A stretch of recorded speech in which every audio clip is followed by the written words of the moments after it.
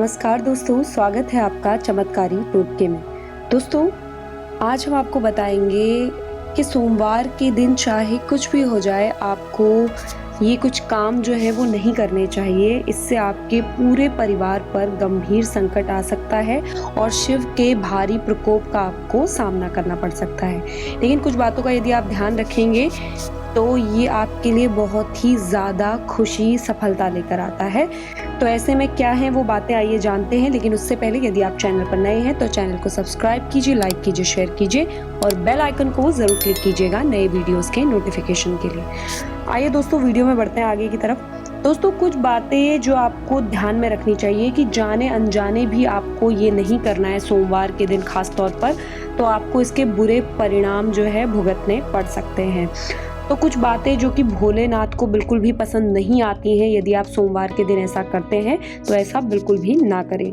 सोमवार को दोस्तों हर कोई शिव का उपवास रखता है। काफ़ी लोग धार्मिक मान्यताएं हैं। सोमवार को लोग अपने भगवान को प्रसन्न करने के लिए तरह तरह की क्रिया करते हैं। तो ऐसे में पहला आपका जो स्टेप रहता है, आप स्नान करते हैं, उसके बाद भगवान की पूजा आराधना करते हैं, भगवान से विनती करते हैं, यहाँ तक कि बहुत सारा पूजा पाठ कर सकते हैं भगवान को प्रसन्न करने के लिए। लेकिन दोस्तों, देखा होगा आपने, शास्त्रों में अलग अलग दिन बांटे गए हैं अलग अलग भगवान के नाम पर। जैसे कि सोमवार का दिन शिव जी को समर्पित होता है, मंगलवार का दिन हनुमान जी को, वहीं बुधवार को हम गणेश की आराधना करते हैं, बृहस्पतिवार विष्णु जी से जोड़कर देखा जाता है, शुक्रवार को लक्ष्मी माता, शनिवार को शनिदेव और हनुमान का उपवास रखते हैं लोग। वहीं संडे यानी कि आप रविवार को सूर्य देवता को पूजने की परंपरा है हमारे हिंदू धर्म में।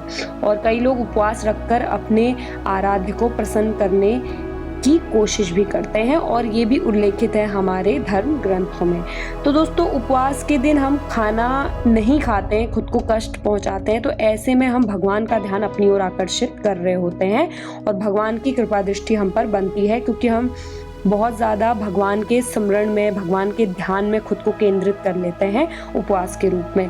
तो ऐसे में सोमवार का व्रत रखा जाता है। ज़्यादातर लोग सोमवार का व्रत रखते हैं, 1 या 2 वक्त खाते हैं या सिर्फ एक ही वक्त खाते हैं या फलाहार आदि करते हैं।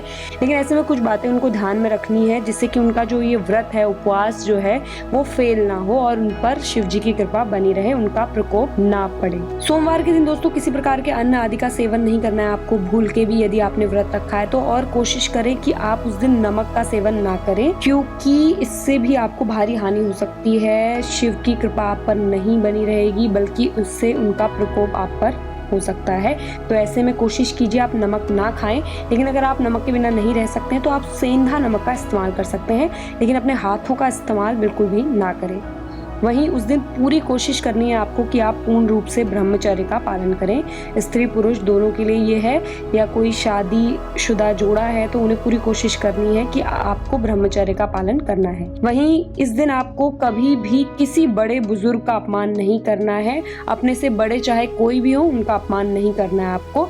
ऐसा करने से शिव के भारी प्रकोप का सामना आपको करना पड़ सकता है और आपको इस उपवास का फल भी नहीं मिलता है। किसी भी प्रकार की हिंसा करने से भी बचना है दोस्तों। आपको किसी भी प्रकार का लड़ाई झगड़ा होता है, चाहे आपके दोस्तों के बीच में भी होता है, तो आपको उसमें नहीं पड़ना है। और नॉनवेज यानी कि तामसिक भोजन का आपको उपयोग नहीं करना है। अगर आप शिव को मानते हैं, उनका उपवास आपने रखा है, तो व्रत से एक दिन पहले से ही आपको नॉनवेज को त्यागना है, छोड़ना है, यदि आप नॉनवेज खाते हैं तो। और वहीं अपशब्द नहीं बोलना है, किसी के भी मन को ठेस नहीं पहुंचानी है, कुछ भी ऐसी बातें कहकर। इससे शिव के भारी प्रकोप को आपको झेलना पड़ सकता है। वहीं दोनों टाइम सुबह और शाम शिव की आरती गाएं, उनकी आराधना करें, पूजा करें, उस पर ध्यान लगाएं। अगरबत्ती, धूप, घी का दीपक आदि जलाकर आप शिव को प्रसन्न कर सकते हैं। वहीं दूध, दही, घी, चीनी, शहद से आप उनका अभिषेक करें तो ये बहुत ही अच्छा माना जाता है, शुभ माना जाता है। वहीं मौसमी फल आदि आप चढ़ा सकते हैं शिव के पास। शिव मंदिर जाकर यदि आप एक नारियल सुबह चढ़ा के आएँ तो ये बहुत ही बेहतर माना जाता है।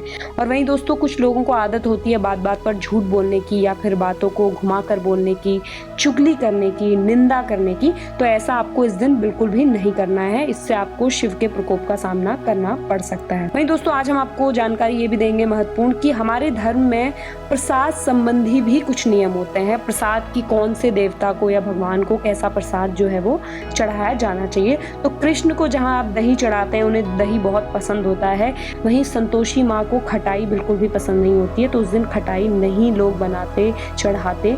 इसी प्रकार शिव को पसंद होता है, जो चीज़ पसंद है प्रसाद के रूप में आप वो चढ़ा सकते हैं। आक, धतूरा, बेलपत्र चढ़ाएं, इससे शिव बहुत ज़्यादा प्रसन्न होते हैं। और ख़ास कुछ बातों का आपको ध्यान रखना है दोस्तों, क्योंकि हमारे हिंदू धर्म में बहुत मान्यता है कि जब भी हम भजन कीर्तन आराधना करते हैं भगवान की, तो तालियां बजाते हैं, उसके साथ पूजा पाठ करते हैं, भजन आदि गाते हैं। परंतु आपको ये जानकर आश्चर्य होगा कि शिव के मंदिर में तालियां बजाना वर्जित माना जाता है। ये एक मान्यता है खास प्रकार की। कुछ खास अवसरों को छोड़कर शिव के मंदिर में कभी तालियां आपको नहीं बजानी है। इसका कारण ये है कि शिव जो है वो समाधि में बैठे रहते हैं, गहरे ध्यान में बैठे रहते हैं, वो जल धारा के नीचे निरंतर ध्यान में बैठे रहते हैं।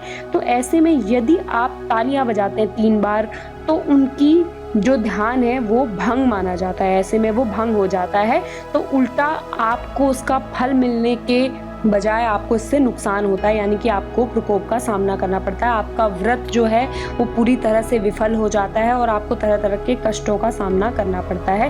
क्योंकि एक बार दोस्तों कामदेव ने भी शिव की तपस्या को भंग करने की कोशिश की थी, उनका जो ध्यान था उसे हटाने की कोशिश की थी, तो ऐसे में उनको भी भारी उनको जो है नुकसान का सामना करना पड़ा था। तो ऐसे में आपको कोशिश करनी है कि आपको शिव के ध्यान को बिल्कुल भी भंग नहीं करना है, क्योंकि शिव हमेशा अपने ध्यान के लिए निर्जन स्थान को चुनते हैं, शमशान हो चाहे पर्वत हो।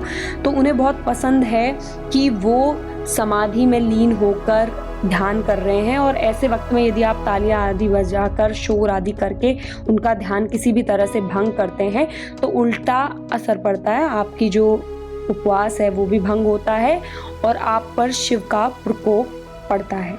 तो ऐसे में कोशिश कीजिए शांति का माहौल रखें और शांति के साथ शिव जी के मंदिर में पूजा करें, उनकी आराधना करें, उनका ध्यान करें। क्योंकि दोस्तों कभी कभी शिव जी के साथ उनके जो भूत गण आदि भी होते हैं, शिव परिवार होता है, वो भी इससे रुष्ट होता है, ऐसा मान्यता है।